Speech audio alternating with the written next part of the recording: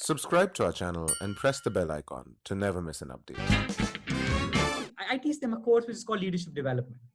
And I think in the first lecture itself, there was a disclaimer, which I said, you know what, you haven't occupied too many leadership positions. I haven't occupied too many leadership positions either. Let us explore this interesting world of leadership together.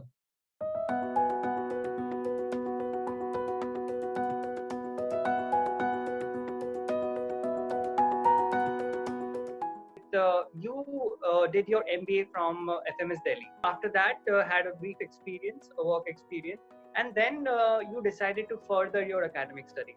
So, what exactly prompted you to take this step? As MBA journey happens, I was able to get a summer internship at ITC Limited. Post that, I was also able to get the pre-placement offer. Right. So, when we're doing MBAs, we're supposed to be thinking beings, but we're actually not. We're making the most of the opportunities that come our way. And at that time, I decided why not get into this organization and work. I worked there for close to 2 years. The first year at ITC was very, very interesting. I got to know a lot around how sales is done. I got to understand a lot of things from the field. But in the second year, I was getting pulled from several directions. There was a new project that was on in the organization. There was sales targets, there was everything, there was creating a little bit of stress in my own mind. After a while, I would sit back and see my branch manager. Even if I pull this through for the next 3-4 years, that is what I will become. And that's not what I wanted to do. I explored what PhD opportunities IIMs offer. And then I started applying.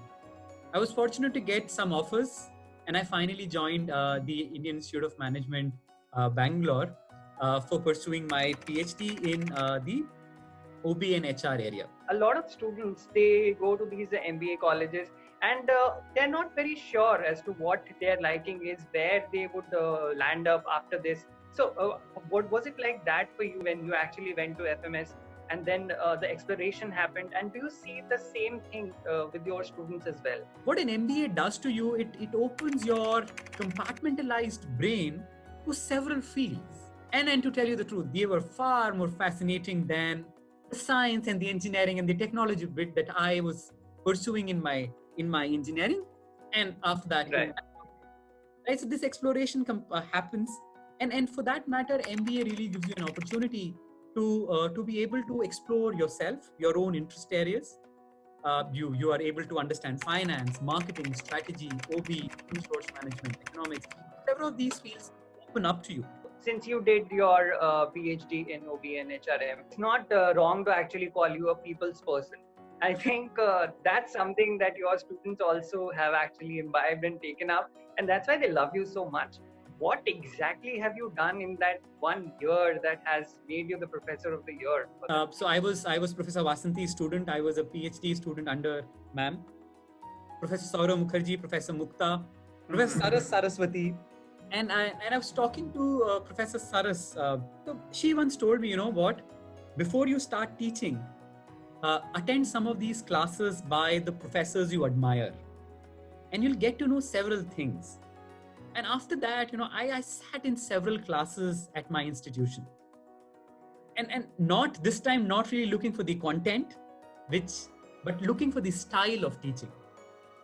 And my professors were very kind to have allowed me to attend some of these classes with this objective in mind.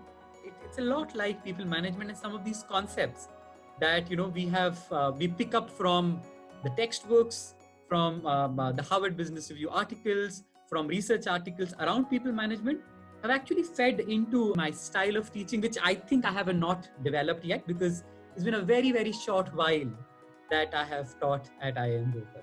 To put it into perspective, tell us one example that you do different maybe, and that people also have come up to you, like the students also have come up to you and said that, sir, you do this in a particular way that has a larger imprint in my head. When I go back to that and then when I read that actually makes me think that, this is something that I have got from that class and that makes me interested in that subject. So I like the case way of teaching. Okay. But the idea behind, a case is that, we want our students to read the case and come. The entire focus then gets shifted towards whether the students have read the case or not. As if reading the case and understanding the case was the sole objective of a class. For me, case is again a beginning point, right? It's not the end objective of my class. Therefore, Right. it's very, very important that I engage my students with the case, but I naturally, take them towards the learning that, I have thought of as the learning objective of my class for that day. But, sometimes I would do a game. So which very much is like a Bonvita quiz contest. But after that, I am able to quickly shift them through those questions to the key objectives or the key takeaways of the class. And then we would take it to a more subjective format in which I would pose questions and they would kind of want to engage with me. Just to get their attention from, what they would be doing to, attending my presentation or attending my lecture, I would have brilliant pictures on the presentation. So at least for a moment, I would expect them to, raise their head up and at least see, okay, what picture is this now? Now let us see how this prof wants to connect this picture to a concept.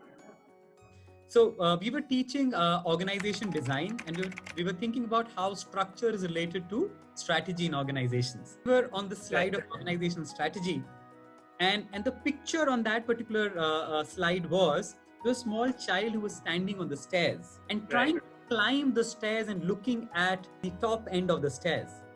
And this is what, one student came to me after the class and told me that, that really helped them understand what strategy in an organization is all about.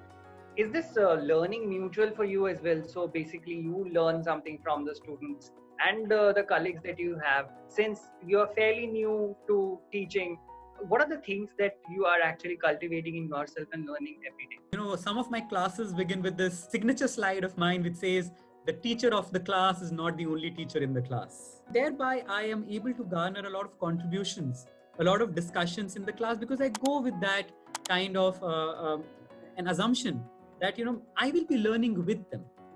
And that is especially true of my executive classes also, wherein see, I teach them a course which is called leadership development.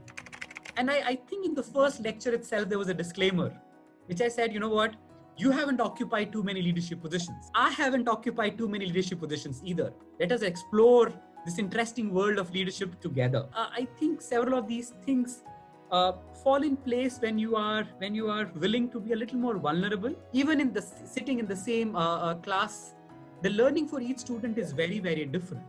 But at the same time, they help me think. They help me evolve as a teacher, as a learner, as a person on a day-to-day basis. You mentioned that leadership is something that you develop. It's not something that you can learn by reading textbooks or by reading maybe some theories that someone has written years ago. So do you actually feel the same way that leadership is something that is developed, and how do you help them in order to develop the leadership qualities in them so that they become better managers in the company? So we had certain ideas around servant leadership. We had certain ideas around adaptive leadership in the class. Authoritative leadership is what is their natural assumption about leadership, right? Telling others what to do, counseling others, coaching other people, mentoring other people, deciding on behalf of other people. And that's why that class became super interesting for me, because that was a journey from taking somebody away from this ingrained idea of leadership from the top to understanding several other ideas around leadership, which is more participative, which is more collaborative, which is more authentic, which is more genuine. One of the discussions that happened around, does the leader need to have all the answers? Wherein the idea was, how can one person have all the answers? There's a lot that lies in collective intelligence. Right, and that's I think became something that maybe resonated with some of them in the class. Wherein they were at different places of their own leadership journeys. It helped me understand where they were.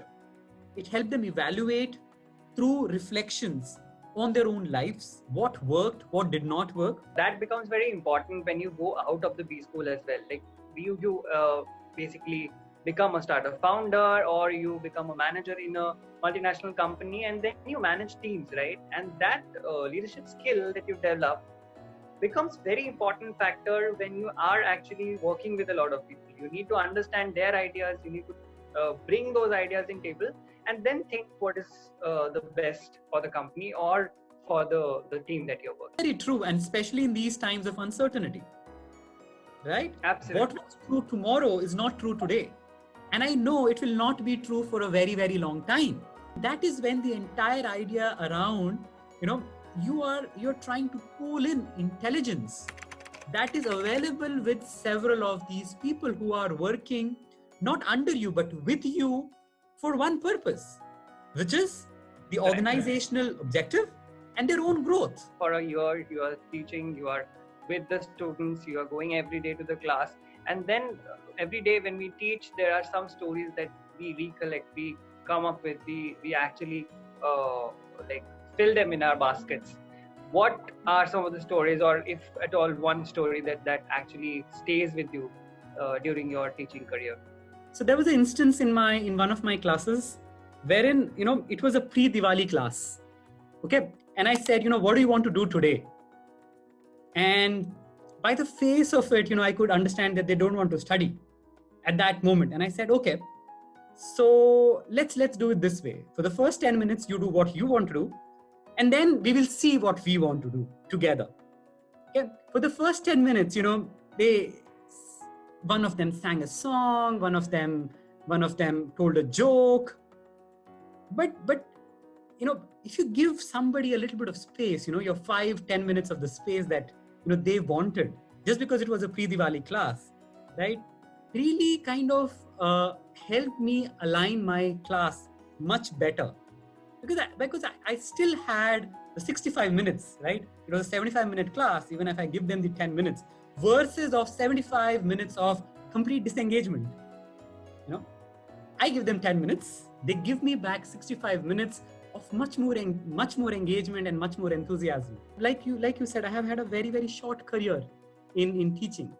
Very, very grateful to my students for recognizing me, for taking interest in my class, for participating in my classes, because that is what has kind of made it the way it is now. I'm very, very thankful to the Indian Institute of Management, Rohtak, right, for providing me an opportunity, a platform, a lot of autonomy and freedom with respect to how we conduct our classes.